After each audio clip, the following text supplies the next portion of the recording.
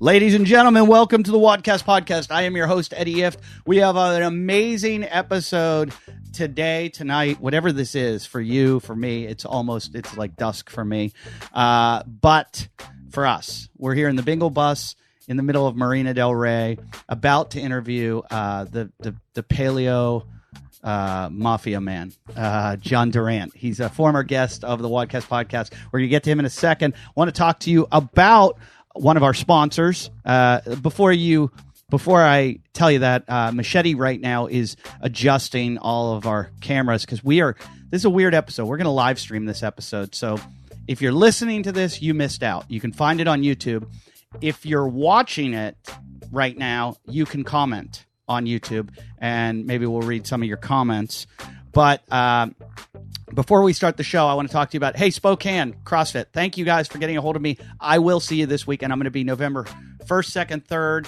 I will be at the Spokane Comedy Club in Spokane, Washington, and I'll be coming by CrossFit Spokane or Spokane CrossFit, and I'll work out with you guys, and then I won't party with you because I've still got those stomach issues, but I will come out, and then next weekend I'm off, and the weekend after I'm in Portland, Oregon, so I don't know where I'll be, but I'm in Harvey's Comedy Club, November 14th, 15th, 16th, 17th. I think those are the dates. I could be wrong. It's Thursday, Friday, Saturday, Sunday in Portland, Oregon. The week after that, the Comedy Cellar in Las Vegas, and then Reno, the Laugh Factory, and then South Lake Tahoe. So get your tickets at eddieift.com. They're all there. Big date, big important date, though. November 4th, the Comedy Store on Sunset Boulevard in Hollywood. We're doing the Comedy Wipeout. It's a benefit to Save the Wave Coalition. It's for the coastal environment. I got Lachlan on it. You know, Lachlan Patterson, Joe Prano, Steve-O from Jackass is on the show. We've got Monty Franklin from The Real Girl and the Rob Schneider show on Netflix. We've got Moshe Kasher, who had his own show on Comedy Central. We've got Chad Goes Deep. We've got everyone. Come out and see the show. Tickets are only $20, I believe, at eddieift.com/comedy wipeout. Just go to eddieift.com or go to the Comedy Store site. That's November 4th. Get your tickets. Come out and see it. It should be fun. And thank you for supporting the show. You can watch us, on Patreon. $3, I think, gets you all the video episodes. And $5 gets you into the raffle. Not raffle. We're not even allowed to say raffle. Drawing, whatever it is, to get a Myopux. That's right, which is an electronic muscle stimulator and a TENS device. It's got both. I just hooked Crazy Bobby up to one because he broke his foot. And John Durant gets one now. You get one of these. How about that? All right. You're going to hook yourself up. It's going to flush all of the waste out of your body. I wish I could just hook it up to my liver and see if it would flush out all the tequila I drink every night. But you also get a leopard claw, which is, have you ever seen one of these? It's a multi-tool device. No. It's almost like a Swiss Army knife for your bones. You kind of roll out all the fascia. Try that fucker. Yeah. Oh yeah. And so you put the foam on it first, which lubes it up, and then it goes. That way you don't burn your skin. Because I do it a lot without the foam, and I think this is made of that stuff that they have in Australia. I could be wrong, but I think it has it in it. That Arnia or something. I don't know what it is. No, I'm wrong, but it's like all natural stuff. And, you get out all the gristle, anything. And then the Myopux just flushes everything out. These are amazing though. You can put them on, there's 2 different ones and you can put like one on each leg and flush, and they're wireless. So it's got like a little iPhone, like an iPhone that comes with it. And you just set it to whatever you want. It lasts for like a couple hours or whatever. You can sit on a plane with it. I think you might crash the plane, but, I don't know, but it works amazing. So, and all of the, a portion of the money goes to the Resiliency Project, which I'm wearing the shirt because it's a pretty sweet shirt. And that takes care of the, Wounded Warriors guys that come back and try to get back into life after being out in combat. So thank you to Myopux. And we have a winner too. Every week, if you donate at least $5 to the Patreon, you get one of these. And this week, our winner is Brian Janey, Janney. Would you call it Janie or Janny? Janie. Brian, I hope I got your name right. Congratulations. Myopux and Leopard Claw will get that out to you. And our last but not least, I want to thank our sponsor, the New Wave Swim Buoy. I feel like this is QVC right now, where I have like 17 different products. You should apply to QVC. I really should. The New Wave Swim Buoy, I'm glad I get to show it to you now because it's pretty amazing. All it is this little thing that weighs like what? That weighs like, what would you say? Like a pound? I would say even less than a pound. Right. So what you do, you take this webbing, you put it around your waist, and you go swimming, and this floats behind you. If you go online and look at it, it's New Wave Swim Buoy. If you look at it, it takes 2 seconds to blow up, and it's got a little pouch in here where you can put all of your, like your phone, your keys, maybe a protein bar, something like that. Cool. So that, it doesn't get wet. And then this is high vis, so like no boats are going to hit you when you're in a lake or a pool. Or well, not a pool. You're not going to use this in a pool. If you use this in a pool, you shouldn't be swimming. You got other issues. Yeah. But ocean swimming, I'm going to do a triathlon next year, and I'm going to use this a lot because I swim in my in-laws live on Lake Norman in Charlotte, and I was already out there like screaming for my life, like waving my arms like, don't kill me. And the ocean too, I've done a lot of ocean swimming, and what happens is you get cramped up sometimes and you need to take a little break. You can float on this thing. It's perfect. Yeah. So they have the CrossFit Games has had swimming since 2011. And you don't want to exit the water dead last. So if you're a competitor in CrossFit, you're going to have to get your open water swimming. You're going to have to figure it out. So get one of these. It's I can tell you this too. Panic sometimes. People panic when they're open water swimming and they start to hyperventilate and they don't realize what's going on and they freak the fuck out. You're going to be happy you've got this with you because you can hold on to it instead of going into a little bit of drowning mode. It attracts dolphins too. Yeah, it does. Dolphins will swim around you and protect you. Protect you and try to mate with you. And you can draft in their wake and go faster. True, and you can make you might be able to make a dolphin half human, half dolphin with them. Amazing. I always wanted to make a movie called Dolphark, where it was a half dolphin, half shark. Yeah. And it had the brains of a dolphin, but the brawn of a shark. Right. And figured out how to walk, and it was just eating everything in the ocean. But back to New Wave Swim Buoy. Listen, here's the deal. They gave us a ton of stuff to tell you, but I told you everything. And they're going to yell at me about this, but I think I sold it better than they could have sold it. It's amazing. It's get your New Wave Swim Buoy. It's if you're an all-around athlete, you want to be a good swimmer. It'll give you confidence, visibility, storage, all to help you become a well-rounded CrossFit athlete. So do yourself a favor. Head over to your local Amazon store. Search New Wave Swim Buoys, BUOYS. Use promo code WODcast1 for 10% off your next purchase.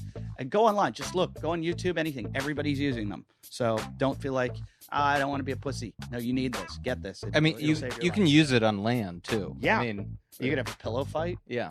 You could use it as a sex toy. You could fill it with wine. Yeah. Sangria. That's a good idea. See, we're multiple options. That's why this guy is my guest today. So let's get to John Durant.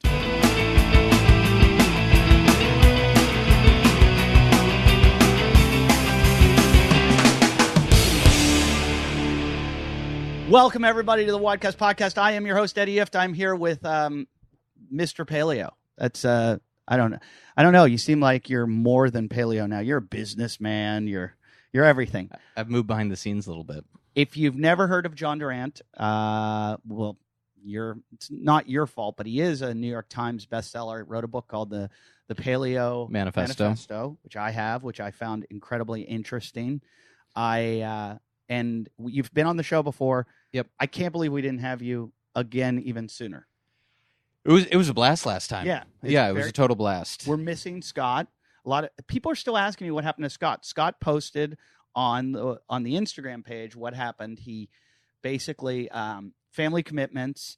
It was becoming too much of a burden, too much time. He loves the show. He loves everyone there. And he's doing his own show now called The Sisu Way, which is more up his alley than the direction we're going in. So he does The Sisu Way, and you can go find that on iTunes and listen to it.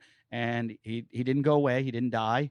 And he still, wants all of you guys to come over there and listen to him. So go listen to Scott, and Armin's doing his Scale is Needed podcast. And Armin's here. I don't know where he is or when he's doing it, but he's in Austin, so it's impossible to find him. You were in Austin, weren't you? I did 3 months there. Oh, that was I lived it? in New York for 10 years, got sick of it, left without knowing where I was going to move, did 3 or 4 months in Austin. It was great. But then I was starting a venture fund, which is my primary gig now, Right. Wild Ventures. And it just made sense to be in LA. LA is, health and fitness central. They have a really good food and beverage scene here. It's an easy flight up to SF for tech deals. And then one of my portfolio companies, Thrive Market, is based here. Okay. So we're in their parking lot right now. And So it's weird because John's been on the show before. I don't want to go back over everything we went over, but we should touch upon some of the things we touched upon. But he also, we are an affiliate of Thrive Market. I always tell everybody, go onto our website, click the Thrive Market, sign up. I think it's like $100 a year to join. No, it's $60 a year. $60 a year, and you get every single healthy product out there at a discount. You'll save so much money. You'll get that $60 on your first order. Trust me. Everything from beef jerky to beef jerky to Primal Kitchen mayo to nut seeds, honey. Primal Kitchen mayo is the most amazing thing in the world. I basically didn't used to eat mayo because it was sort of like the unhealthy food from the low-fat era, and just saw it as this sort of like gross thing. What is so gross about soybean oil, or did they use? They started to use fake industrial seed oils. Yeah. And it would just be stuff that wouldn't spoil, and Yeah. I'm not sure what else they put into Hellman's or whatever else, but Primal Kitchen uses avocado oil, and it is absolutely delicious. And I make for my daughter, she loves Shake Shack sauce. Mm-hmm. So I'll mix Primal Kitchen mayo with paleo ketchup and mustard, and then paprika and red pepper or cayenne pepper, and a little bit of like a relish, and that's pretty much Shake Shack sauce. Wow. And my daughter just eats buffalo burgers, bison burgers, like. And is that sort of like a Thousand Island? Yeah, that's what it is, but that's their sauce. Yeah. That's the secret Shake Shack sauce, is much ketchup, mustard, mayo, and all that. But mix it all together. People get mad because they're like, "Oh, In-N-Out's the best." Fuck off with your In-N-Out. Seriously. Yeah, it's really good. It is, but it's not the best ever. It's overrated.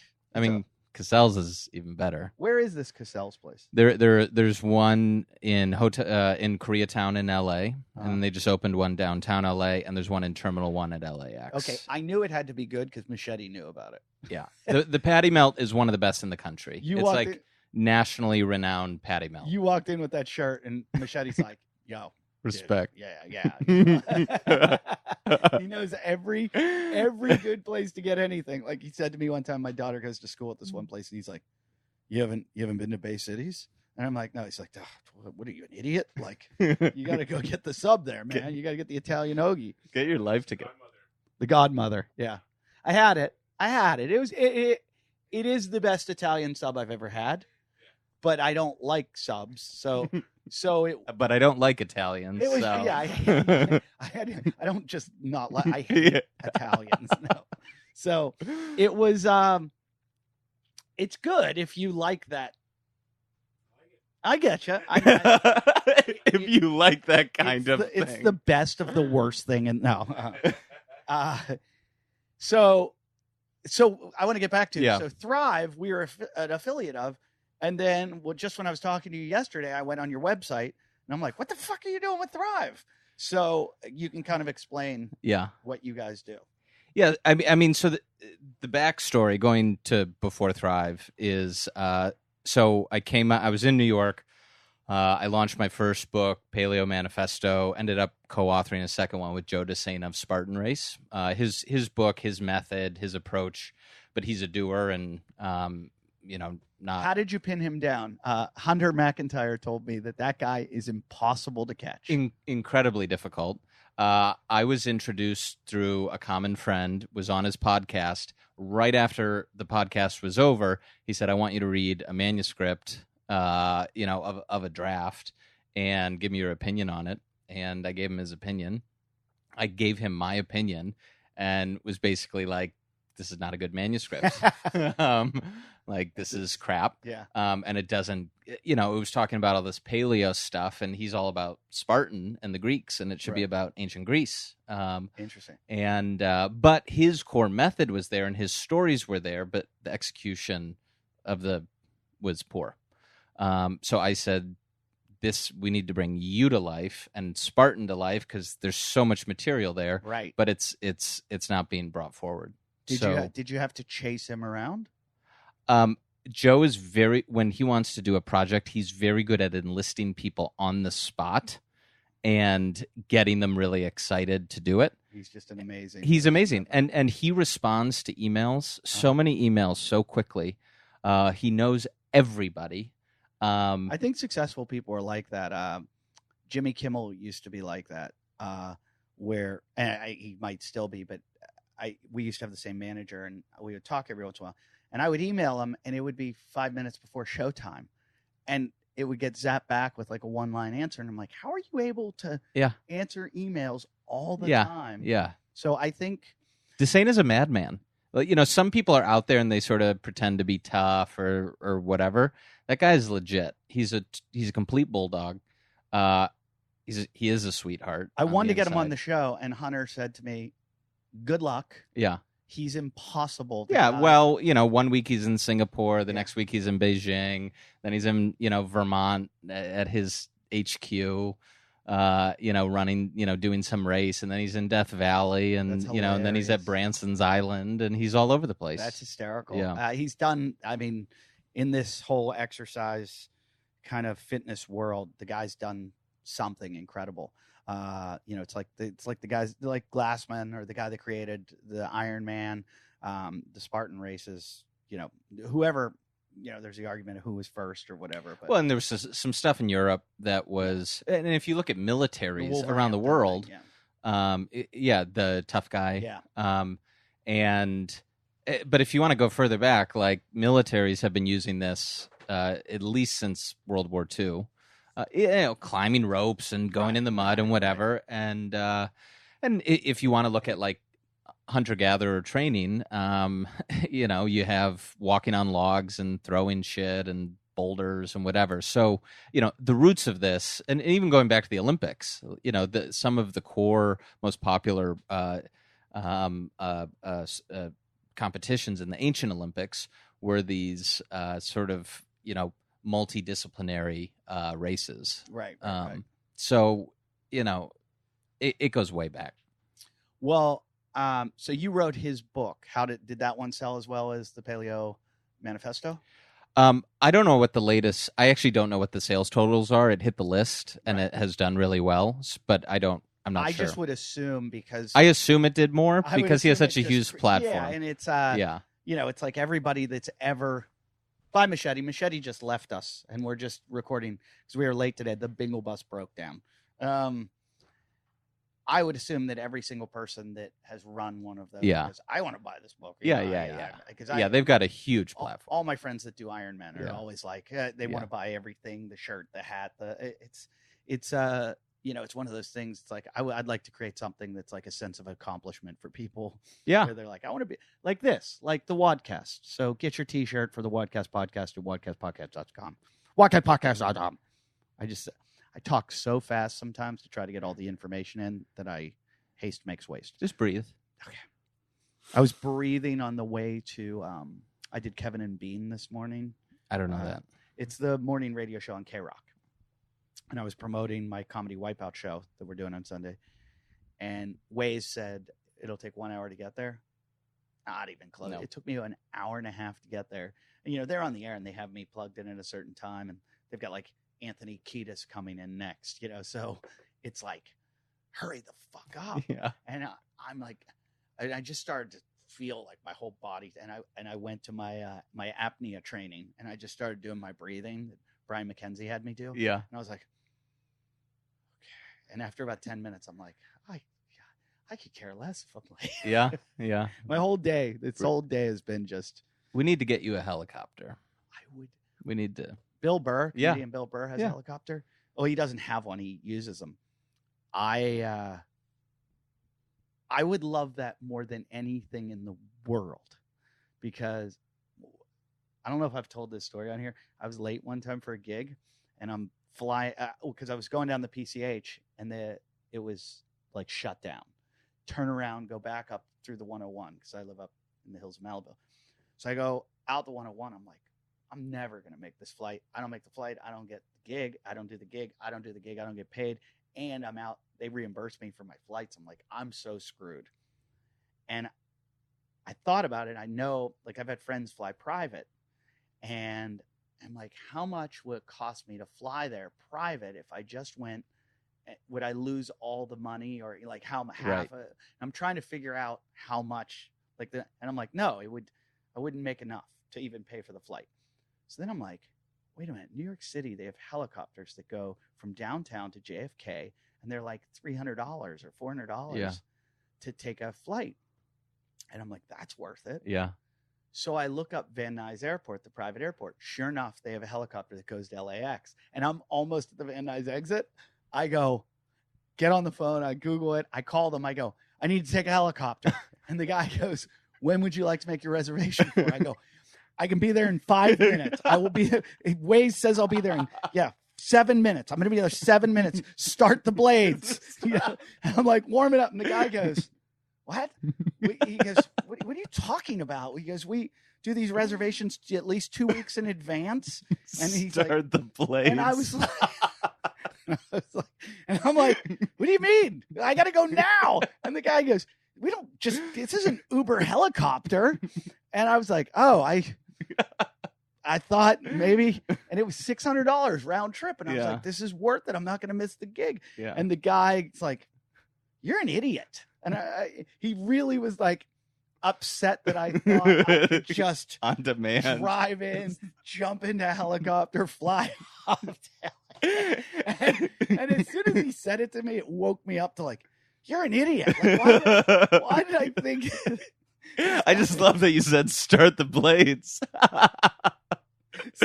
Start the blades. Get to the chopper. That's great. Yeah. I mean, that should be possible. Why not? And it will someday. Yeah. What, your money isn't good enough for them? Yeah, I know. Seriously. I found that everything's negotiable, and you could usually talk people into everything. I talked my way onto a flight one time that I fell asleep in an airport, and I woke up to seeing my plane like taxiing.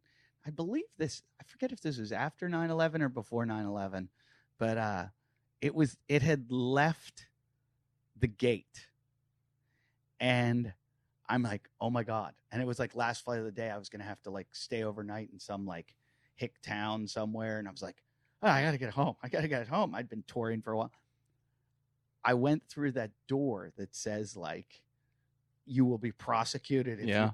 I just fucking pressed that door open, ran down the steps onto the tarmac. Wow. And they came from all over to get me. Yeah. And they were like, what the fuck are you doing? And I'm like, yeah, that's my plane. Blah, blah, blah.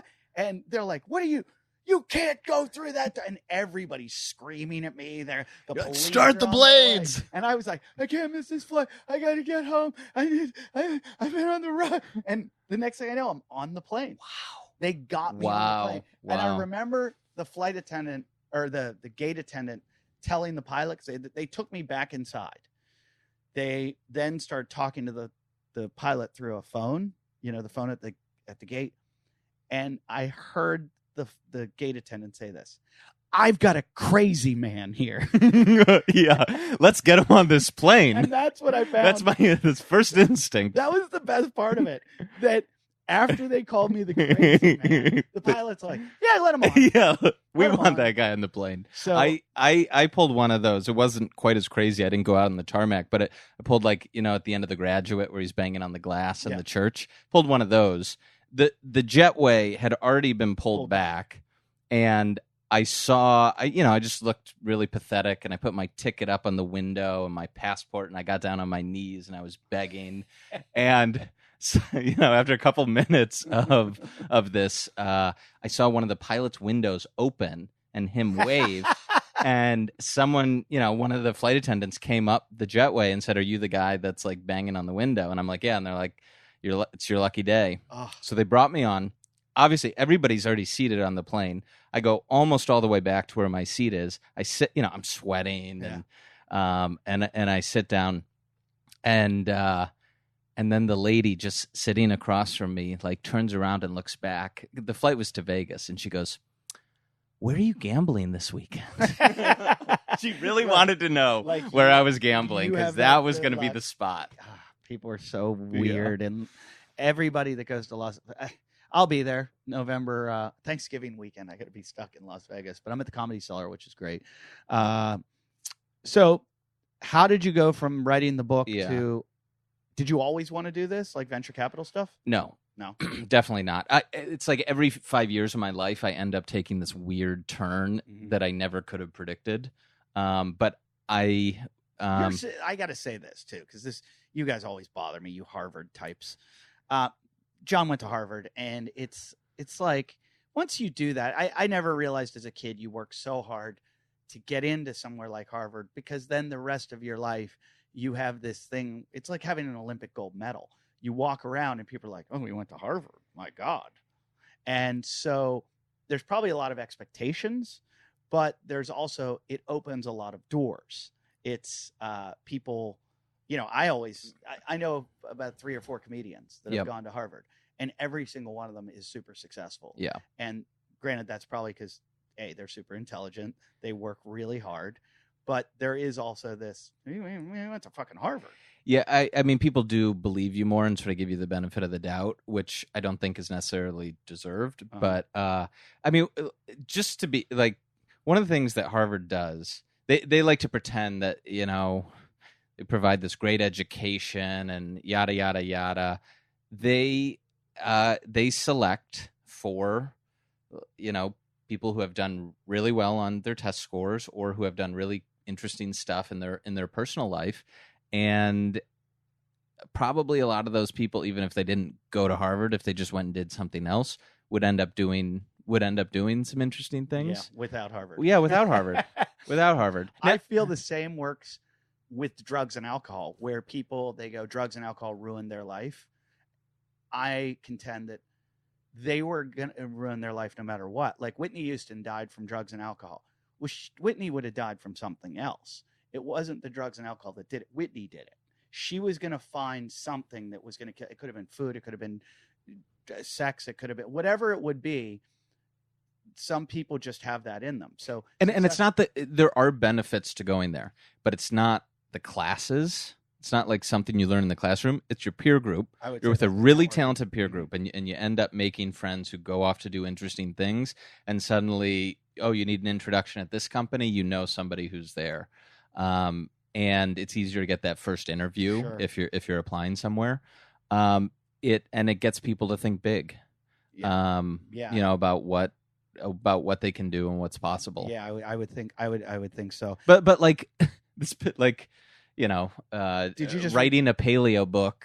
Actually, I did end up studying some evolutionary psychology in college. Right. Was that your major? My major was history, and I sort of shifted to prehistory in what I studied. But it wasn't related to diet or nutrition. But it made me realize that evolution is this really powerful framework to understand biology. It is the framework to understand biology. So were you planning on med school or something like that afterwards? I didn't have a good idea. A lot of people from Ivy League or top schools will end up doing sort of risk-averse careers. So consulting, investment banking, lawyer, doctor, that sort of thing, sort of like boring. But did you see the article in The Atlantic about the 30-year reunion? No. There's a good article. It was out. I read it yesterday or the day before about a guy, what we learned from our 30-year reunion of Harvard graduates. And a lot of it was talking about, Harvard's enrollment policies and, the discrimination and the lawsuit that's going on right now. And he was saying, that originally it was started to keep Jewish people out because they were gaming the system in the beginning, and there was a large predominance of. Well, and they weren't gaming the system. I mean, Jewish people weren't gaming the system. They were performing really well. The same as Asians are now. Right. And so Harvard wanted to create diversity. Right. And so they wanted a diversification of ideas and like cross-pollination and all these and things, backgrounds. which I totally understand. If you're trying to cultivate something and create something. But if it's performance, if it's a 100-meter dash, and it's, hey, here's the start and here's the finish. Right. There's a metric. There's a very objective metric there. But when you're going to, it's like casting. I get very upset when people say in casting, well, you have to have so much of this, or you have to. No, this is a creative endeavor. We're creating a scene, or we're creating a film, or if I'm creating a movie about the mafia, do I have to cast Indian people? Right. This is about the mafia. Yeah. I'm gonna cast Italian people. Right. And so I find it, and I don't get on the transgender issue at all. People get very upset on this show, especially of us talking about transgenders. But the fact that you have to have a transgender play a transgender, I'm like, it's acting. Yeah, the whole point of acting is to be someone that you're not. Yes. So I'll never understand that. But I get what Harvard's doing. But it mentioned a lot of the legacies too in the article about how many legacies get in based on just their family gave a lot of money, or their family went to school there.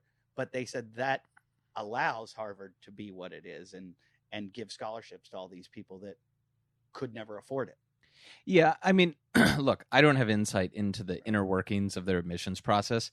I do think that with a wink and a nod, they're probably saying, "This is about the percentage of Asians that we want." Yeah, and my guess is they find ways to arrive at that percentage, and don't write it down on paper because they know that will get them into trouble if they put it down on paper. So I'm actually sort of critical of Harvard in that regard. Mm-hmm. I understand their need for there to be balance of people with different backgrounds, and I agree that that's good. If you look at Stuyvesant High School in New York City, it's all based on an exam, and the percentage of Asian American students is much higher. Yep. I think it's over 50%. And if you look at Caltech or MIT, which are obviously more engineering-focused schools, but they don't focus on balance. They just focus on who's really good at engineering. Right. And I mean, if you're going to do it strictly academic-based, it's like if I had a sports team, I just want the best athletes on the team. If I had a school that I want the best, students as far as like engineering, right. I'm going to go, hey, I don't give a shit, right. How well you play the violin. Right. I want you right. to score well in your SATs. Yeah. And what was your secret though to get into Harvard? Were you testing and? I had the firepower to get in. My SATs were good enough, and president of student council and good recs and stuff like that. I do think my interview really helped, where I had a candid conversation with a prominent figure in Michigan who was a Harvard alum. Who is that where you're from, Michigan? Yeah. Okay. Who was African American fellow, and we had a very candid conversation about race, whether there was self-segregation at the school that I went to, whether there was a diverse faculty, and rather than saying everything was roses and sweet and perfect, right. But I also didn't say like things were bad. Like there were folks in our school. There was a lunch table where African American students would, a lot of them would just eat together every day. Mm-hmm. And so if you look at that, you're like, we'd like to see, more people having lunch together. Integration. There was also a table. I grew up in an affluent suburb. There was also a table of white students who came from other suburbs that weren't as well off, and they didn't stick out as much because it just wasn't as visible. But if you knew, what that table was, or a few tables, like there was an issue there too, but it was more socioeconomic. Mm-hmm. I actually thought that the divisions that we saw in our school weren't as much race as socioeconomic. It's so funny you say this. I'm writing a joke about this right now.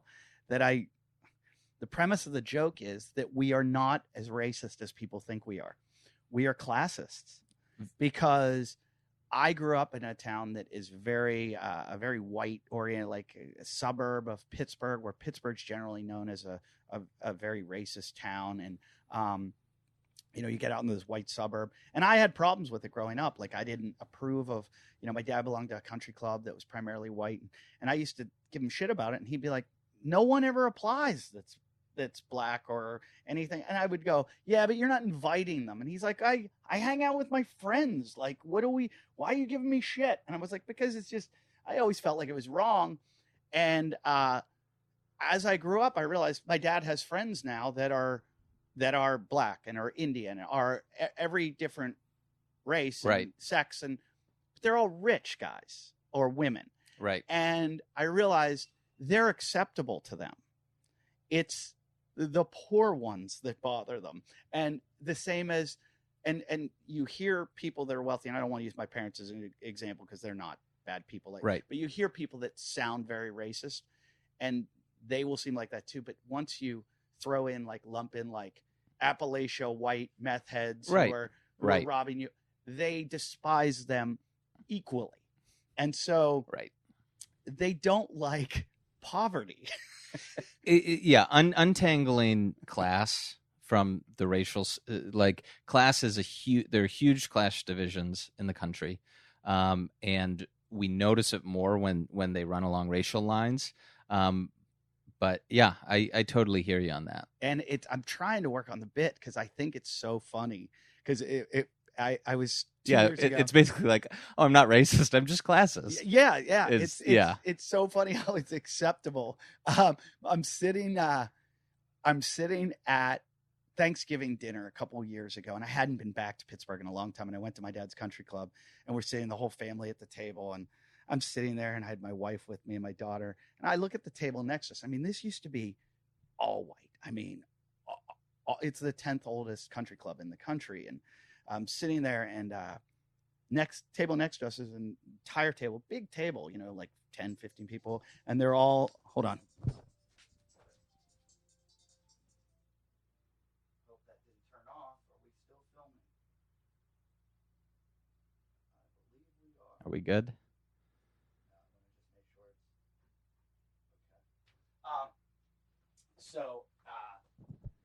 So I'm sitting at the table, and I look next to us, and it's an Indian family.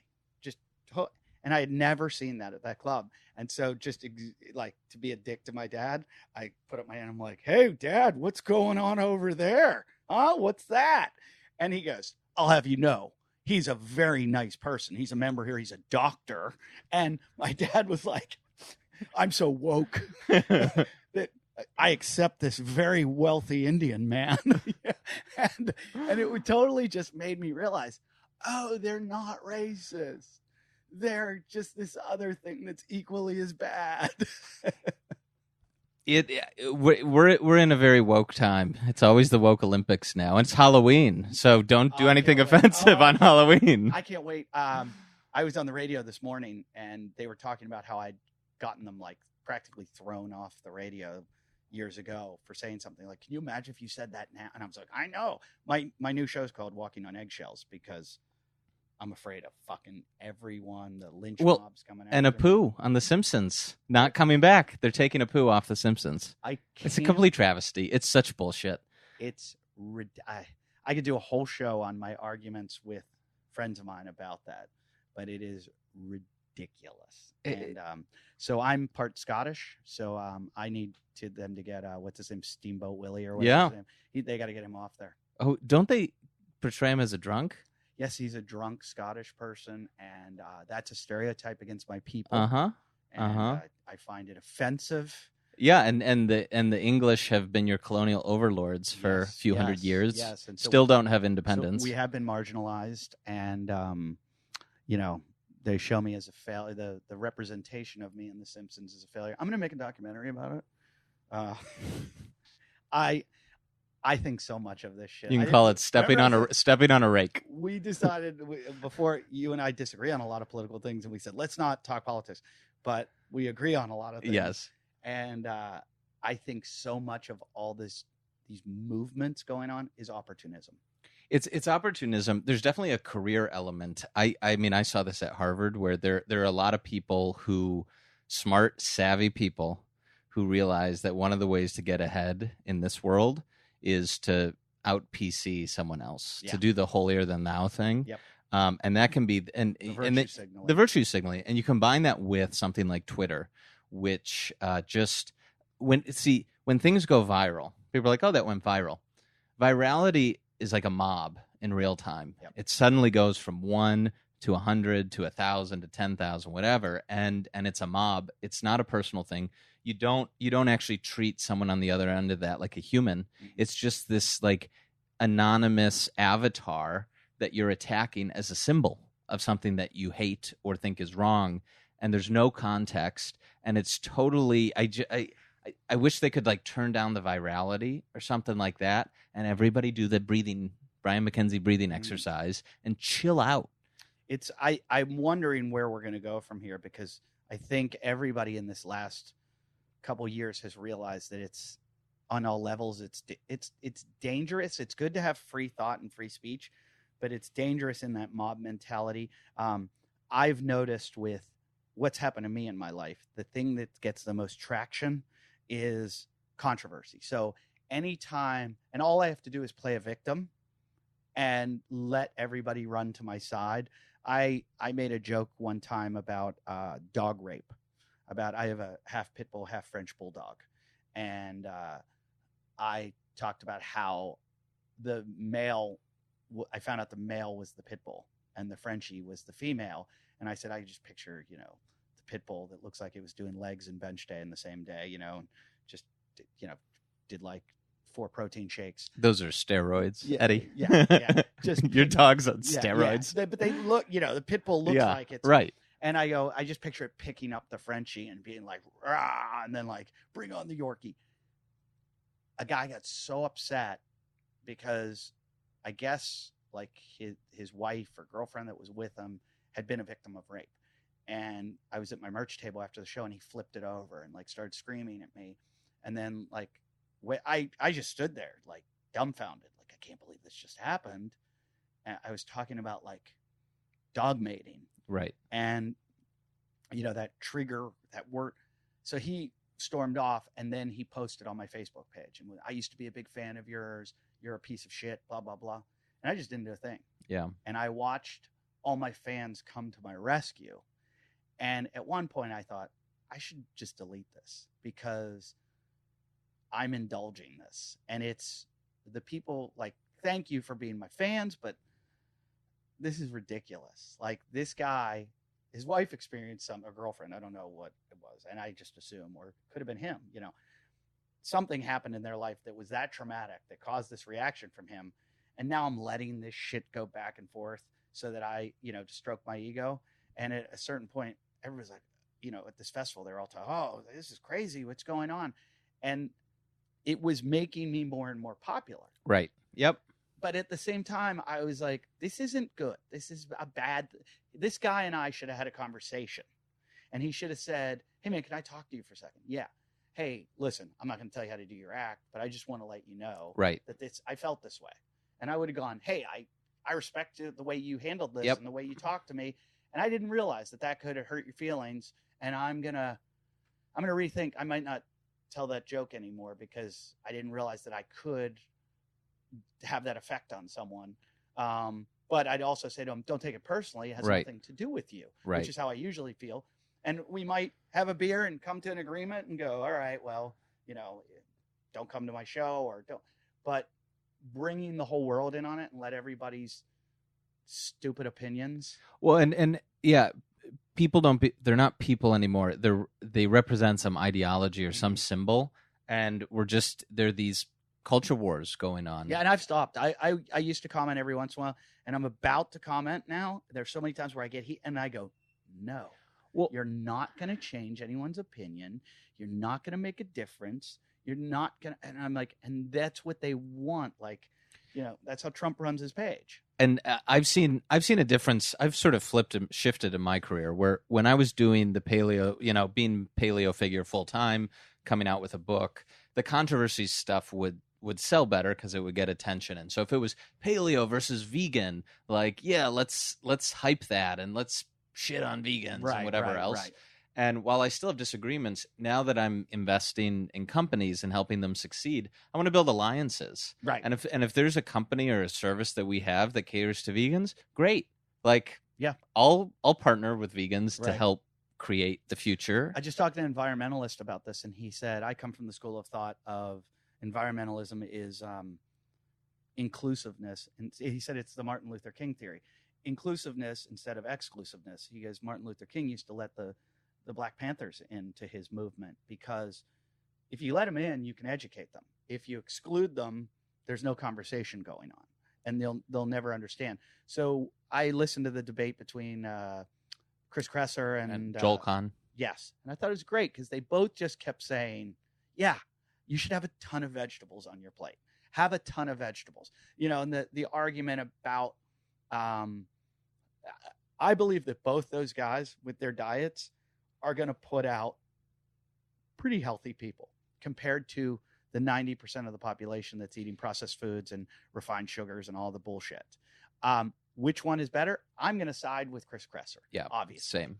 And I believe that his argument, I believe he won that argument. Mm-hmm.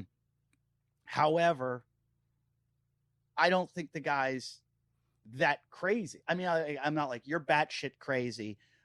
He was talking about, I'd say it's like if they were in a Venn diagram, they were overlapping on so much of what they both agree on.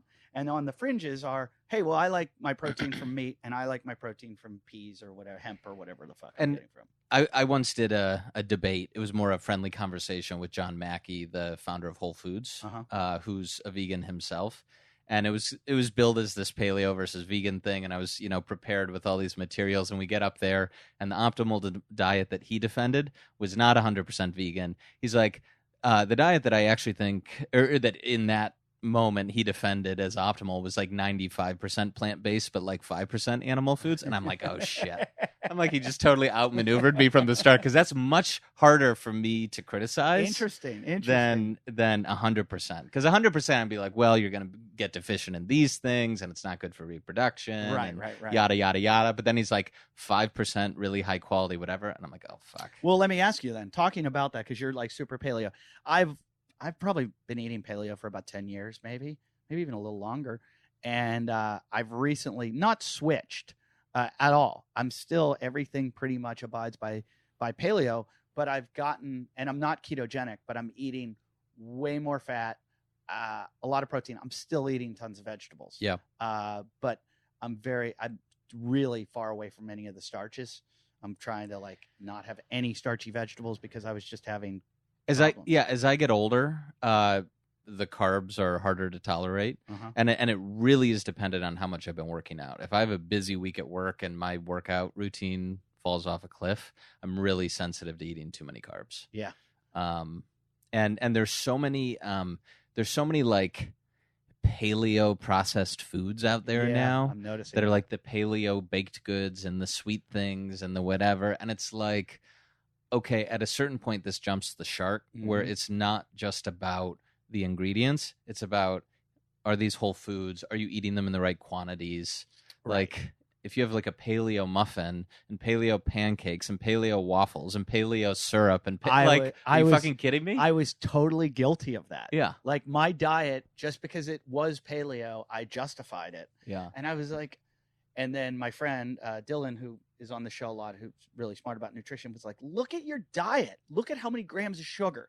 Look at how many grams of carbohydrates you're eating in a day. Yeah. You're a monster. Yeah. He's like, you're like a 12-year-old sitting down with a bowl, like 12 bowls of cereal. And I'd go, I'd eat like 3 bars of dark chocolate in a day. Yeah. Going, it's dark chocolate. It's dark chocolate. It's fine. It's pretty low in sugar. And now, I mean, I'm trying to stay off, like, keep it below like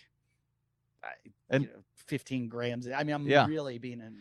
So earlier this year, I actually did a month of carnivore. I gave that a shot.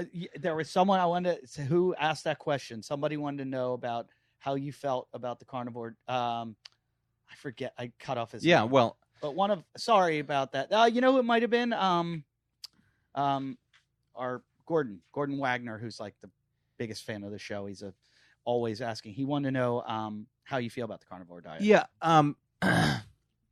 I can tell you my views on it in terms of overall for most people, and then my experience on it.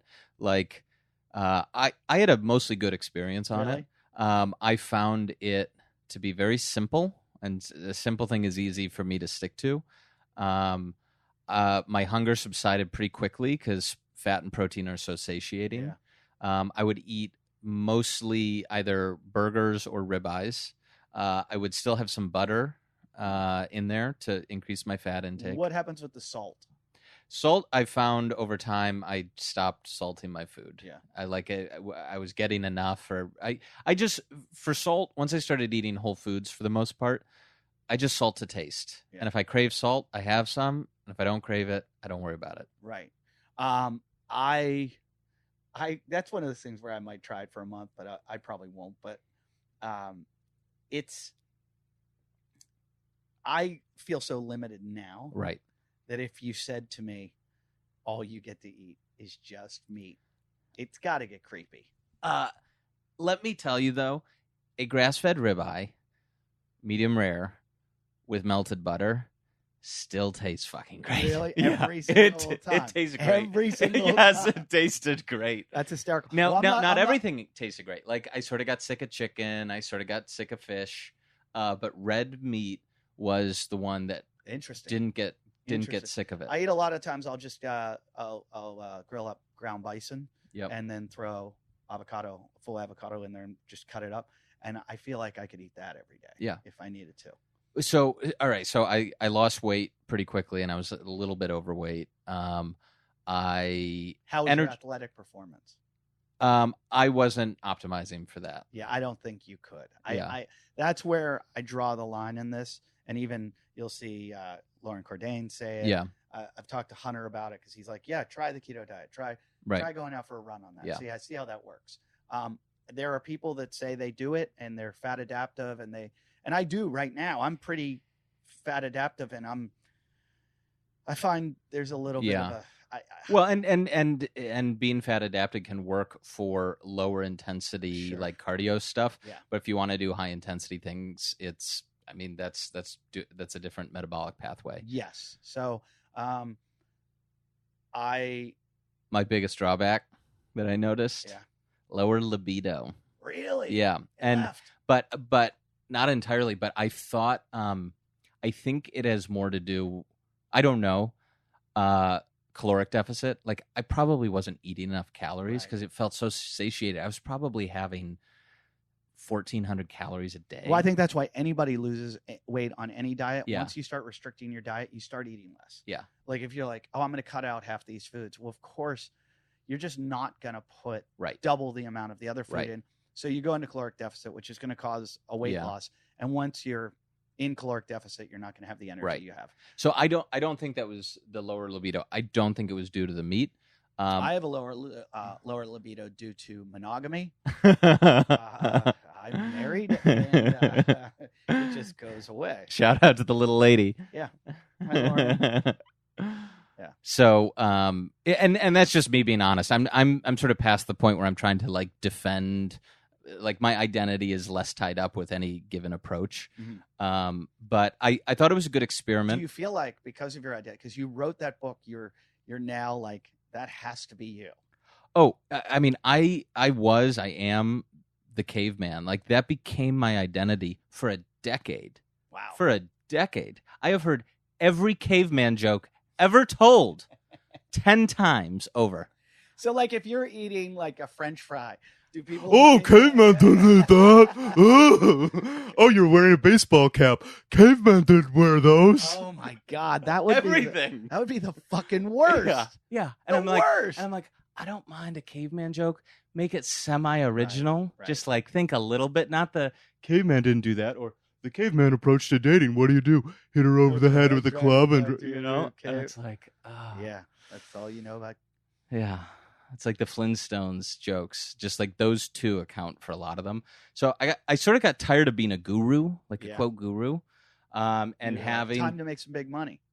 That too. I'd love to make some FU money. Yeah, explicitly. They said that in this article, the Harvard thing. They were saying money doesn't make people happy, but they did find that people with more money were happier. Some of the social scientists who I trust, their review of the literature is money makes most people happier. Yeah. I believe that too. So I think go to patreon.com/WODcast podcast and donate now. Buy your new wave. Yeah. Or your Myopops. I am a whore. How much? I'm cheap. So I got tired of being a guru, and enjoyed working behind the scenes more, where I didn't have to defend some position all the time. I didn't have to deal with any of that, and just worked on building companies that we wanted to see in the world. Well, it's great. What you're doing with your firm, it's something I'm not capable of, but I looked at what you're doing. I'm like, oh, that's something I wish I had the ability to do, because I always get behind a company that is doing something that I feel like there's passion in it. They believe in it. They have purpose. They're trying to make the world a better place, and they're not all about the margins. And I think they're great. And I'm like rah, and you're almost not just, you're now taking them to make money. You're investing in them. You're finding investors for them. And then we promote the hell out of them. Yeah. So, some of the companies we've invested in are Thrive Market, Primal Kitchen, Kettle and Fire Bone Broth, Beekeepers Naturals. Those are more in the... What is the Beekeepers Naturals? There are all sorts of products from the hive, from bees. Their best-selling product is a throat spray made with propolis, and propolis is what bees use to line the hive to keep out microorganisms, to keep it from getting the honey. Honey is one of these products that basically has like the longest shelf life in the business naturally, just by the compounds that naturally occur in it to keep microorganisms away, to keep fungus away and bacteria. I buy my honey at the farmer's market, like the natural honey, and put it in everything. I think it helps with the immune system. And yeah. So this spray is now, I keep one in my backpack. I keep one in my medicine cabinet. I keep one at work. Anytime I'm traveling, before I get on the flight, spray my throat afterwards. It is a lifesaver. How do you feel about cricket protein? I love cricket protein. We invested in a company called Exo. Are you kidding me? Yeah, no. You're never going to believe this. Are they? Are they a sponsor?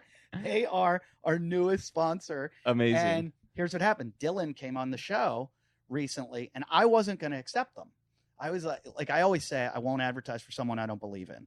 Like, I really, truly do believe this will save your life, and this, I use it constantly. All the things that we sell on here, I have to believe in, or, people come to me and they're like, duh, and I'm like, and some of them I struggle with, and then they'll be like, try it or do this. So they reached out to us about, the protein. And I'm like, no, I want my grass-fed whey protein, blah, blah, blah. And I always trust my gurus. Dylan came on the show and he had his own with him. And he's like, he goes, here, take this. And I go, what is it? He goes, cricket protein. I'm like, get that fucking away from me. And he's like, no, take it. And I was like, I don't know. Like, why would I take cricket protein? And he's like, it's trust. And as soon as Dylan says, trust me, it's not a fluke. Everything's science with him. Right. And I tasted it. I'm like, oh, tastes amazing. It's just the same as and when you put it in like a product, whether it's a bar or whatever, you don't notice it. And look, like some insects, not all of them, are consumed all over the world. Crickets, grasshoppers, and locusts are considered kosher, in the Bible or in the Hebrew Bible. So there are and those are species that eat plants. They're not ones that eat like decomposing flesh or something like that. Right. They're not that type of bug. We try to get behind companies that, first, we have to believe that they're healthy, because the folks in my group, whether it's Mark Sisson or Rob Wolf or Wellness Mama or people like that, some of the folks who... Your guys that I was looking at, those guys that are in your group, are all guys that I trust. And Is Chris Kresser one of yours too? Yeah, and each deal's a little different. Like, people will only come in on deals that they really believe in, and if it's not a good fit for their platform, they don't come in, because I don't want them in. I don't want to twist someone's arm to promote something. Right. It has to be in line with what their views are and a company that they want to see succeed. Oh, that's interesting. Because there are all these guys. Like, I'm friends with Rob, that I'll text him when I'm having an issue, or Kelly Starrett, or one of these guys. It's one of the greatest things about doing this show is that I've met all these people, and it's like I have my own board that I go to, and I'll ask questions, and they know a lot more than I do, and I don't have the time to learn these things or research these things. So I have people I trust. And, you know, Rob has always given me some really, really good, straightforward information. He's a good dude. Yeah, he's just a good dude. And Nikki's awesome too. And they're Chris, both great. And I tell people all the time, they're like, should I do this? Or I go, just like, I was talking to a girl today who has a thyroid problem. And I said, she's like, oh, they recommend I do this and this. And she's like, I just got really fat and blah, blah, blah. I said, Google Chris Kresser thyroid. Yeah. And see what his position is on. Right. Yep. And I said, I feel like you'll be better off than listening to some doctor that's just printing out a computer sheet. And is getting paid by pharmaceutical companies and all that sort of stuff. Yeah. So, so we it has to be something that we believe is healthy and will help people. We like things that we can promote online directly, direct to consumer. And that's good for the company, because then they get a direct relationship with the customer. They don't have to be intermediated by anything. It's usually higher margin and better cash flow, which is good for the founders. Things that we think can scale and be a big company, because we don't do a lot of deals. So if we're going to go in on something, we want there to be a lot of potential upside. We want it to be a big opportunity. In food and beverage, we shoot for $100 million plus exits.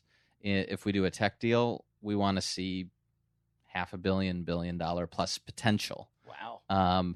Because otherwise, everyone should just focus on their primary businesses, their podcast or their email list or whatever. Now, these companies, though, and you're looking to put this money, I feel like a lot of these companies, the problem is that because they're doing the right thing, and it's I read what's his name's book from Whole Foods, Conscientious Capitalism. Yeah, John Mackey. I feel like a lot of times there's a trade-off. Yeah, you're not going to make your margins, and it's going to be difficult. I've seen a lot of places open and close in the CrossFit world. A lot of people open and close and aren't making the money they should make or could make because either the world's not ready for them, or it's just, there's too many people willing to make things cheap, make it cheaper, and people that don't care. So, isn't it difficult finding companies that are going to be profitable? I think we're turning a corner where, I know for a fact that there are companies out there that are doing it right from an ingredient perspective, highest quality sourcing, paying attention to environmental effects, and they have good margins. That's great. And they have good margins. So it is possible. It's not easy. Yeah. But, we'll look at 100 deals and invest in one. Wow. Because I didn't know there are that many out there. There are a lot, particularly in the food and beverage space. There, and something takes off and suddenly there are, 10 imitators. When Kettle and Fire got started, there weren't that many other bone broth companies, and now there are, 15, 20, 25, and throw in the local ones, and it's a gazillion. I got to start taking more bone broth because I take collagen. Yep. I use Vital's collagen, and I was just like, well, I might as well just make soup with, bone broth. My wife does it when she does make soup. It's got bone broth in it, but, So it's possible consumers care more about it now. And one of the things that Thrive is doing is they understand that a lot of these products are expensive. And if you go, there's a reason they call it Whole Foods Whole Paycheck. Yeah.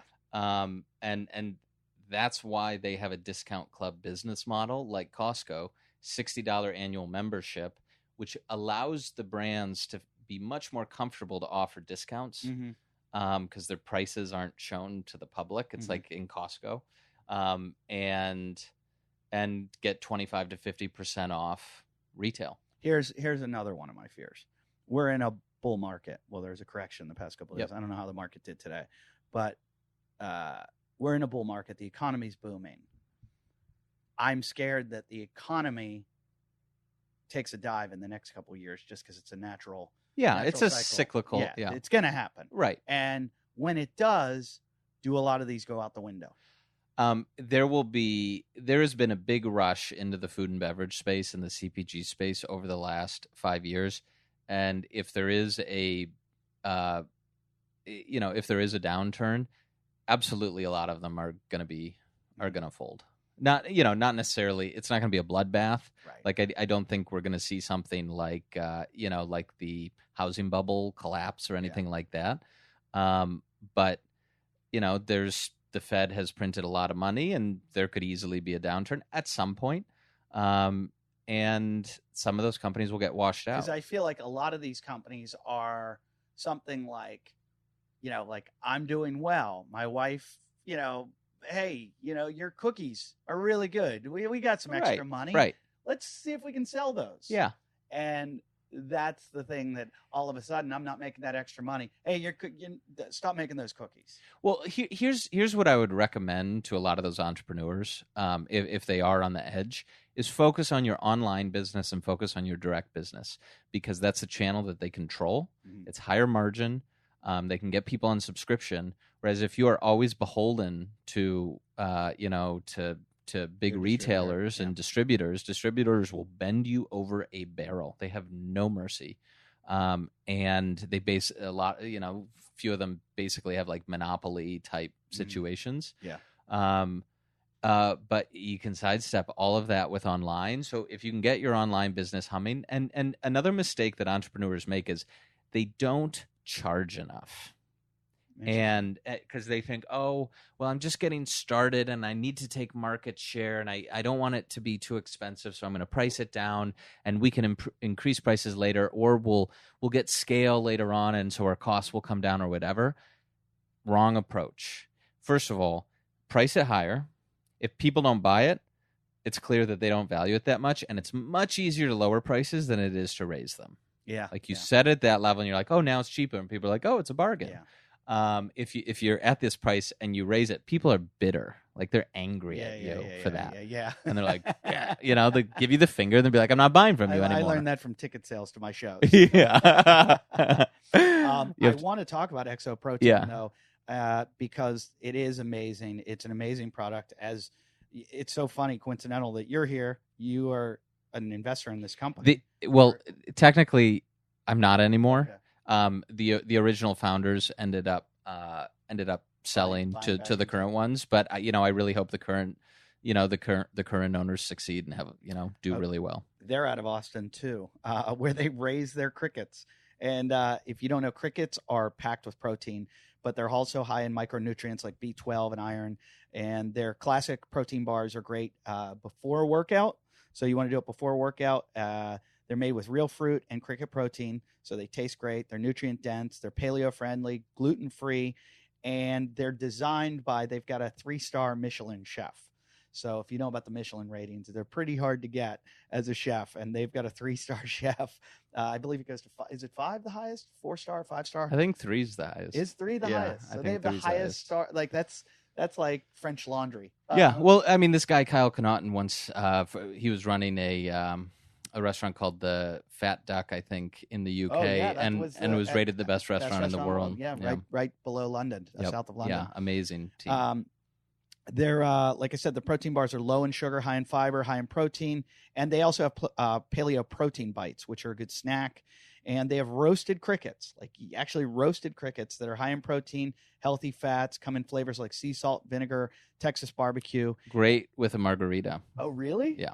Oh, interesting. Or on guacamole. Oh, I've got to try that. Well, I'll do the guacamole. I'm done with the margaritas for a while.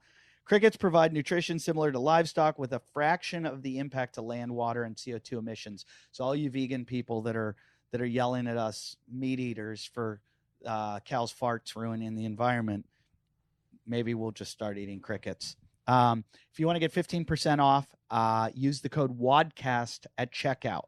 And I'd like to hear from all of you that try this out because I think it's a very interesting take. I tried it when Dylan was here. It's great. John can testify.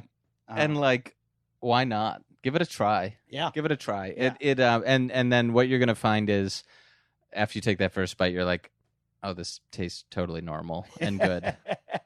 And you'll be like, there's all this build up, and they're like, oh. I always try to explain that to my daughter. She's only 3.5, but when she's creating different tastes and things that she likes and doesn't like, and if she ever says, "Oh, I don't want to eat," I'm like, "Well, look at what you're eating. Like, think about all the things you've found acceptable." Because I'm trying to switch over to organ meats now. Yeah, oh yeah. And in my head, I'm going, I can't eat organ meat, but I should be. And why have I created that stigma of I don't want to eat organ meat? So somebody told me get ground organ meat and just do 75-25 to start off, and that's how I'm going to do it. Yeah. So. Or, if you're at a good restaurant that has calf's liver on the menu and they're cooking it in a way that isn't just covered with flour, order it at a restaurant. I used to eat at a restaurant in New York City called Blue Ribbon. You eat there? Yep. And it's the place where a lot of chefs go and eat after they get off work. Yeah. So it's good food, but it's a little bit exotic. Like sometimes it's, fried chicken and waffles or whatever, but they had things like skate, which I caught a skate once fishing, and they look like a stingray, right? Yeah. They float on there like a bottom feeder. And some guy was like, get that over here and hack that up for bait. That's the worst fish in the world. Throw that fucking thing back. This old fisherman was like yelling at me, dumb fish, blah, blah, blah. So I go in and I see in Blue Ribbon, they have skate on the menu, and I'm shit-faced. And I'm like, skate? You guys cooked skate? This is the worst fish in the ocean. Yeah. And they were like, I know a fisherman. They're like, try it. And that's how I was able to try new foods. Just get drunk, you eat it. That's how I always ate sushi. I'd be like, eel? Okay. Well, a good rule of thumb when you're picking something on the menu is that if there's something really weird on the menu, it's probably pretty good because otherwise they wouldn't put it on the menu. Yeah, true. Like they know it looks weird. There's an economist named Tyler Cowen, marginalrevolution.com. That's one of his rules. If it's like weird on the menu and it's a good place, order it. Yeah. Well, it ended up being one of the best meals I've ever had. I was like, this is incredible. This is amazing. And so I learned to trust them. And every time I would go into Blue Ribbon, I would just order whatever, interesting thing was on the menu. Yep. I mean, organ meats are great to get in your diet more. Liver we used to eat, Americans used to eat every Sunday for the most part. I know. My dad grew up on liver, and everything I'm reading Chris Kresser says right now is about cod liver oil. And I remember that being that thing like your grandparents talked about. And, we got all into fish oil, and I did fish oil for a while. I stopped doing fish oil and started doing just fish. Just eat sardines.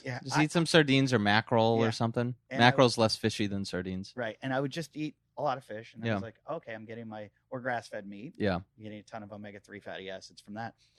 But recently I'm like, do I need to go to cod liver oil? It sounds like it's amazing. So I was on this panel a year ago or so here in the west side of Los Angeles, which is for those who don't know, like veggie plant-based central in the country almost. And all the panelists had to go down and say, what's like this one superfood that people should have more of in their diet?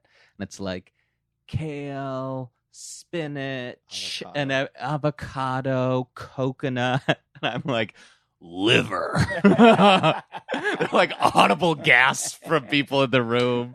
People projectile vomiting, and they should. I have one friend who's a vegan that I like to fight with just for fun. Yeah. He's one of my closest friends. He was a lifeguard with me, and he's an amazing athlete, great swimmer, great runner, and he's a gym coach, a gym teacher. So all he does is work out, and we'll be out, and he'll be eating his salad, and it'll just be a salad, and he'll have to have 5 pounds of it to get his calories. And I'm just eating like a burger, and I just put it in front of his nose, and I'm like, how good does this smell? And he didn't do it for ethical reasons. He did it he believes it's healthier. Right. And he's like, let me just have a taste of it. And he's like, I'm not religious about it's not dogmatic. He goes, Right. just let me have a taste. And I'm like, no, you decided to quit this. Yeah. You know this is so much better. Just give me a little taste.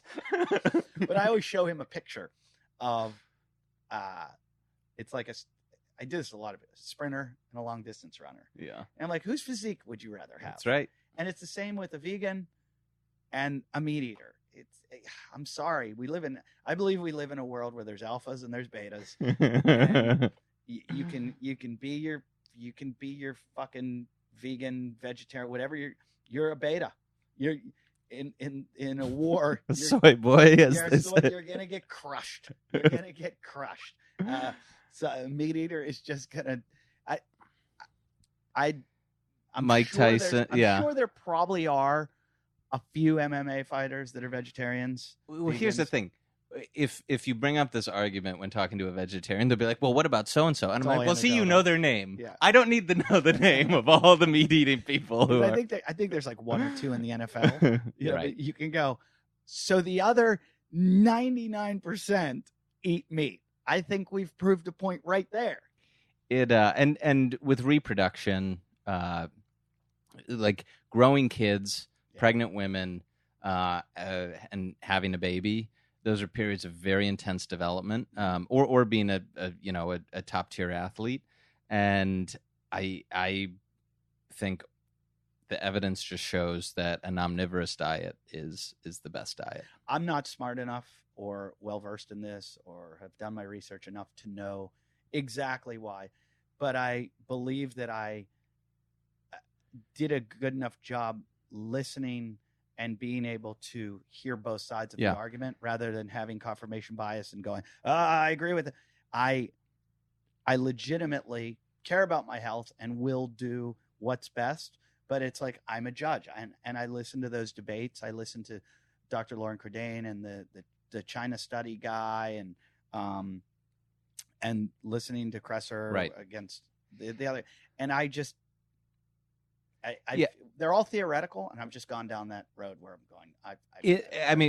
The way that I get 80% of the way there on any health issue that comes my way or like area of life, I use evolution. Mhm. You know, I say first I look at other species. That's the first pass approach. So if I'm looking at circadian rhythm, Mhm. I'll look at the circadian rhythm of lots of different animals. And guess what? The reindeer that live way up north, Mhm. their circadian rhythm is not driven primarily by light. It's driven by food availability. Mhm. And so with eating meat, it's like, okay, lions are carnivores. Nobody's going to argue with that.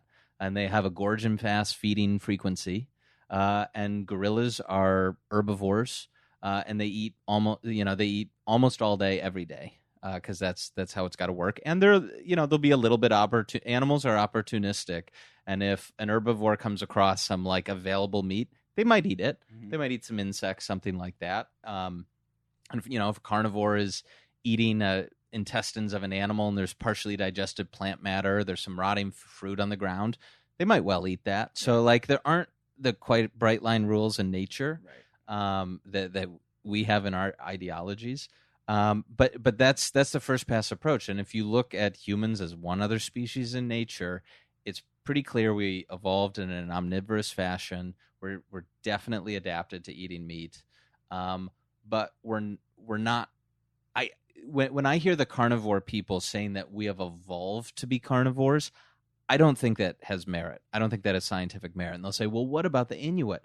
Well, guess what, fuckhead? We don't descend from the Inuit. That's true. That's a very good point. Who was talking about? Matty Oporto? No. He works with Vital Collagen and Protein, and we were discussing the other day. He said the next conversation is about seasonal and about, like you're saying, where did you grow up and how much sunlight do you get and how much genetically, where are you from and what are your demands? Right. Because some, if you grew up in the islands or your genes come from the islands, you're going to demand more coconut oil. You're going to demand your body evolved. And I think that all the time. Like it's funny. I go back to your book and I think about little things when raising my daughter. there's always these like parental arguments, or we get things from school that say this or that, or the school psychologist. And one of the things is like letting your kids sleep in your bed. And, you're never going to teach her independence. And my wife and I just had the discussion one time, and we're like, for thousands and thousands of years, families just all slept together, and they did it for heat. They did it for safety, everything. And I was like, this can't be wrong. There is a very normal reason why young children are afraid of the dark, are afraid of being left alone, and are really afraid of being left alone in the dark. That is a very normal, deeply ingrained fear. So we basically, split the difference. We put her to bed in her bed at night, and her door's open and our door's open. And if she feels scared, she has carte blanche. She can come running in and jump in bed with us. And I never want her to feel insecure. And people go, oh, she'll be fine. Right. She'll self-confidence and we're working on that. But like evolution is pretty robust. My friends say they put their kid in their room and they just lock the door. And I was like, holy shit. Like, I'm claustrophobic already, And, here, let me just put you in this large box. Yeah, and lock you in. Oof, that sounds terrible. They were like, yeah, she's learning well. And I'm like, oh, I don't know how I'd handle that. Yeah, I'm not crazy about that. But with the other thing with co-sleeping is you don't want to be drinking alcohol if people are doing that with young kids. No, so like we're not in the ancestral habitat anymore. But when she was an infant, we very, very rarely did it because of that whole rollover thing. But there were so many people that told us, they're like, we did for you. You don't roll. You have this instinctual thing. You have awareness. You're not going to. And like you said, alcohol, or those people that do that, there's something. And if you're 200 pounds overweight and you drink a lot, you shouldn't be co-sleeping. Yeah. But we, now that she's 3 years old, and but we kept her for, she had her own room and everything, but there were so many nights she slept in a little crib in our room. Yeah. And I don't know. That's one of those things where I just always go back to how would you have handled this before there was all of the technology and civilization and so I'm curious. I mean, I think that should be your second book. I'm not here to tell you how to write your stuff, but I think the next phase of this is, how do we remove ourselves from technology? And how much of it is having adverse reactions? I have a very tortured relationship with technology. I do feel addicted to my phone. I feel addicted to Twitter. Yeah. And those things have brought me a lot of good things. But boy, these social networks make people unhappy. Yeah. I mean, I will, all I have to do to feel bad about my life, there's a lot of things that have gone right for me. All I have to do to feel bad is scroll through Instagram for long enough. Oh, Instagram, they've proven of all the different platforms, causes the most unhappiness. Yep. And that makes, if I go through it, it becomes this, I just am watching people doing things that I wish I had the ability to do. Yeah. Like, I love extreme sports and all these things. And I just start going, I'm getting too old to do that now. I could never do that now. Yeah. Or look, I'm a single guy. Yeah. I'll follow some babes on there and it will make me feel desire. And I'm like, why am I making myself feel this way? It's counterproductive. Yeah. It's not advancing any goal.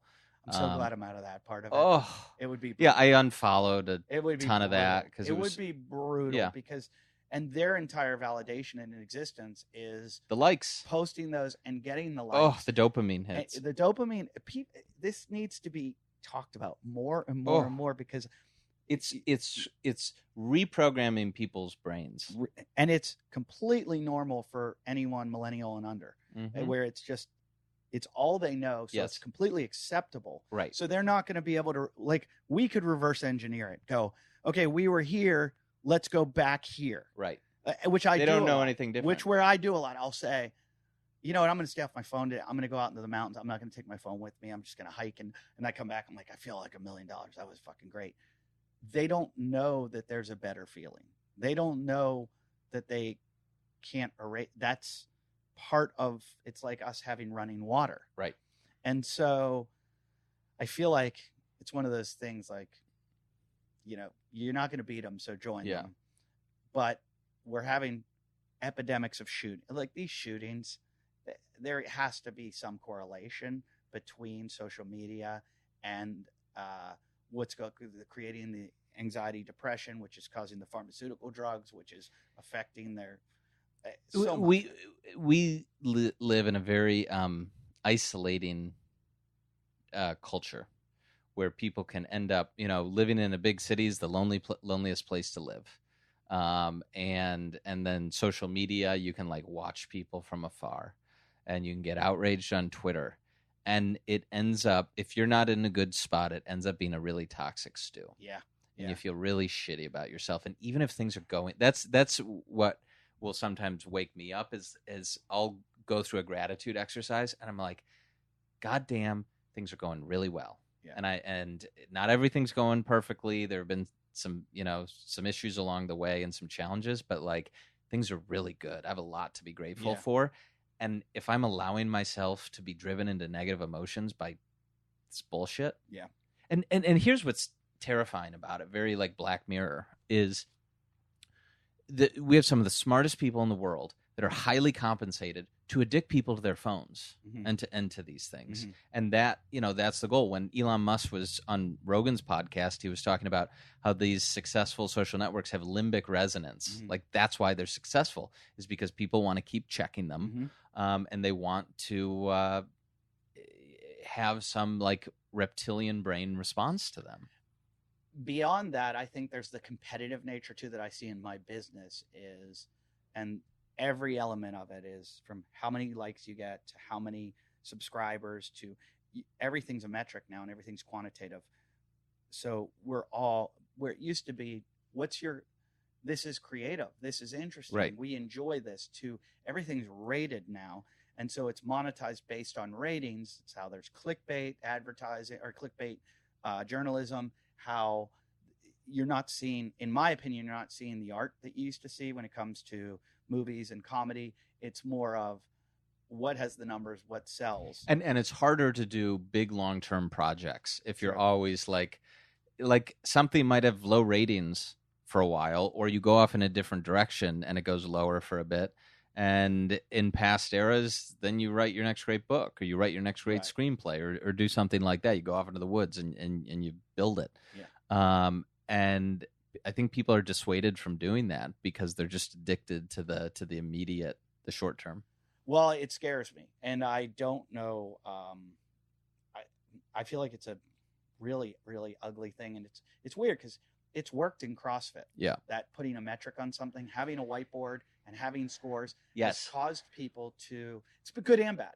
It's caused people to perform and compete and up the level. But I also believe that it's what caused the injuries in CrossFit. Well, so here, you know that if people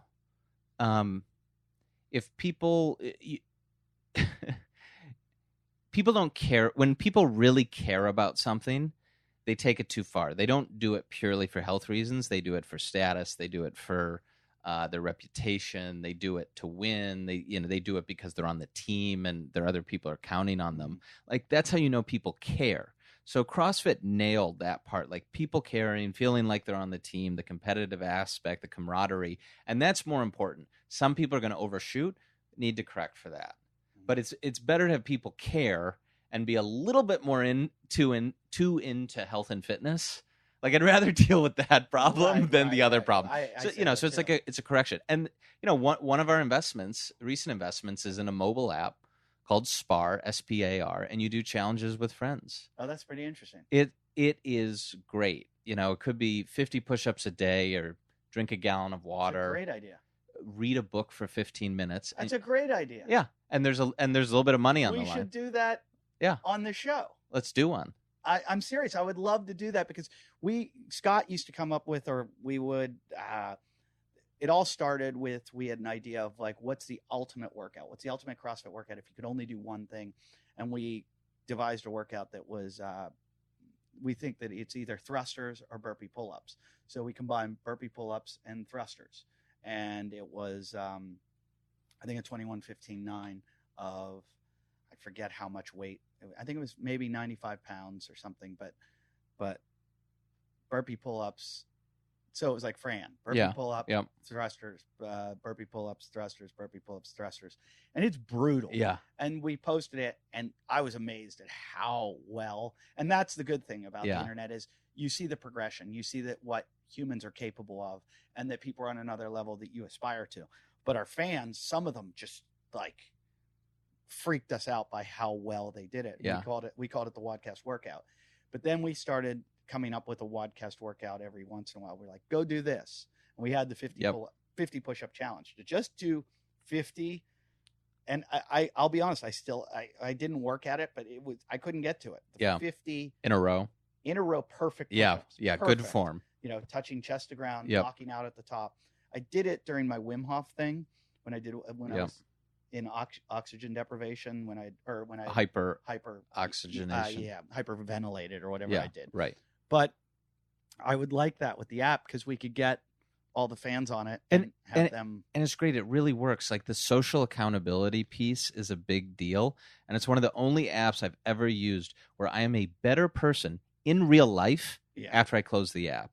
And people talk about like morning routines and habits and rituals all the time, which I do think are really powerful. Yeah. Problem is, like, sometimes I'm not good at that. Yeah. And I need something to like bootstrap my discipline, and just yelling at me doesn't work. There's a couple of apps that I think for fitness that are real.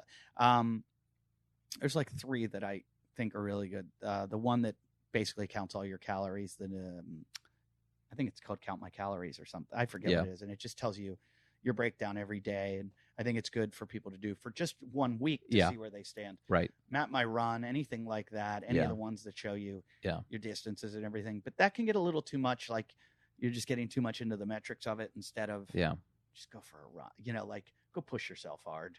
But the one I love that Brian McKenzie introduced me to is the apnea trainer. Which it does box breathing, and it's someone talking to you. You can turn it on while you're driving. You can turn it on while you're on a plane. You can, headphones in, and it'll go inhale. Yeah. And then it goes hold, exhale, hold, inhale. And so you just get in this rhythm of somebody telling you. It's like being in a class. Mm-hmm. Do it before you go to bed. Do it, like I said, on a plane, in a car. Probably shouldn't do it when you're driving, but I do. Yeah. But I don't think there's anything better in this world to lowering your stress than that. Yeah. And so this one sounds great. What is it again? What's the name? Spar, SPAR. It's right now. It's iOS only. Okay. But it'll be out on Android. Okay. Next year sometime. Okay, interesting. I'm gonna start it with a few friends and just go, hey.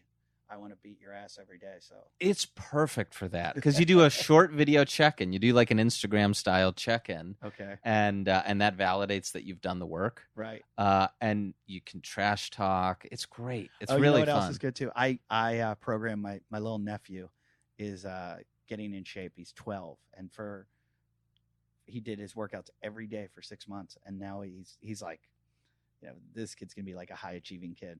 And I couldn't believe his commitment level. And he's like, hey, you told me you'd do this if I did it 6 months. It's up. You owe me. He's like, but I want to keep going.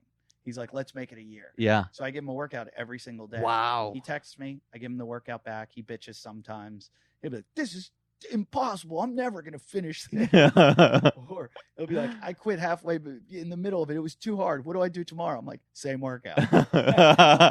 Such a dick. I'll go, stop fucking complaining because it's my sister's kid. And they're just so easy on him that I'm just brutal. God, I love being an uncle. I love it. It's such a great role. He's 12. I'm like, stop being a pussy. It's such a great role. It's like all the fun, none of the responsibility. Yeah. And like if you need to play bad cop, you can play bad cop. Yeah. So I'm gonna put him on this thing. Yeah. And no, it's been awesome having you. I feel like we just been on for like 2 hours. I have no idea. What time is it? It's almost 7:30. Oh geez, I gotta get moving. I got another show. I gotta go do the Bingle show, which you can check out on iTunes too. That's my show where we it just gets out of control. A lot of drinking, a lot of you thought you were doing the Bingle show today? Yeah. Okay. This is the WODcast podcast. You can find us at wodcastpodcast.com or on iTunes, WODcast, or on YouTube now. We're available on YouTube. And if somebody's got an idea and they want to get investors for their idea and they've already got the product, How Yeah, do they find you? they can contact me on my website. It's wildventures.vc. There's a contact form, or email john@wildventures.vc, john@wildventures.vc. And where are you going to find your investors? I mean, are there people out there, if they're watching this and they have money and they're like, hey, this sounds like something I'd feel good about putting my money in? We're on AngelList. Am I allowed to even say that with the way securities laws are? I am allowed to let people know that it exists, but I'm not out here pitching a specific investment. Gotcha. I can't solicit money for a specific Right. investment. But the platform is only for accredited investors, and that's like an SEC designation. But if people are on AngelList or they're able to, to get on the platform, they can join my syndicate, the Wild Venture Syndicate, and we just want people who have the right values and who are good brand ambassadors. So what happens? So they basically invest with you, and then you allocate the money to the different companies that we do it right now. We do it on a deal by deal basis. So I present a deal to the group, and by the time I present a deal to the group, I have an inner circle of folks who I'm close with, and we've done a lot of deals together, and we vet them and do a lot of diligence on them, and get enough people to commit in advance, saying that we're in, and then we fill the rest of the allocation with other people in the group. And the nice thing is people can come in pretty much for whatever check is appropriate for them. It might be, I think I have the minimum set to $2,000 for the angel investing world. That's a small check. Yep. I realize it's still a lot of money. This angel investing, I should say now, since we're talking about it, is very risky. A lot of investments will go to zero. The amount of money that people invest, if they do invest in something, if it goes to zero, you don't want it to change your life in any way. Right. I consider it something like film. Yeah. You know, I've raised money for films, and when I do it, I always say to people, if you've got an extra 20 grand lying around that you want to play with, that you were thinking, I'm going to go to Vegas and gamble, gamble on this film. And look, if you believe in me or you believe in my product, we're probably going to make some money together. But if you don't give me your money, because if you don't believe in me, don't gamble. Like, right. I could spend a whole hour on how to do venture capital right, how to assemble a portfolio, only invest in sectors that you know and understand, right, or in a founder that you've known for a while. right. I mean, both are valid ways of doing it. But a lot of people early on, they get excited about the opportunity to invest, and it feels like playing the lottery to them, and they like throw money at it, and they aren't asking the right questions. They feel grateful just to be included. And then there's fear of missing out, like, oh, this is the last chance, and all this psychology that screws with you. And over time, you get much better at it, hopefully, or like we're good at it. Like we're doing well. Right. People look at our portfolio and they're like, oh, damn, good So portfolio. when you go to do you go to Paleo FX? Yeah, I go Paleo FX every year. So when you go there, do you meet a lot of people there that you're like, hey, this is a good product, we should talk about? Yeah, I definitely we do that. I go to Expo West. I go to some other conferences. In food and beverage, the product should taste good. Right. We care a lot about nutritionals. We know that there are certain ingredients that are deal breakers in the paleo community, or for some of our influencers. So we take that part really seriously. Yeah. And then there's the whole business analysis of it. But the other thing is, we don't do a lot of investments, and so if we pass on someone's idea, it's not personal. Right. Like often it's a matter of timing. It's like Shark Tank. A lot of those companies that went on there got passed on and then went on to make tons of money. Yeah. And if that happens, great, wonderful. Like you succeeded, and I'm happy for you. Just because your electric pogo stick my favorite didn't get sold on Shark Tank doesn't mean you're not going to make it. Yeah, my favorite was the guy who had some like device or mechanism to turn ocean water into gold. It was like that was amazing. Well, I can't thank you enough. Also, are you on Instagram?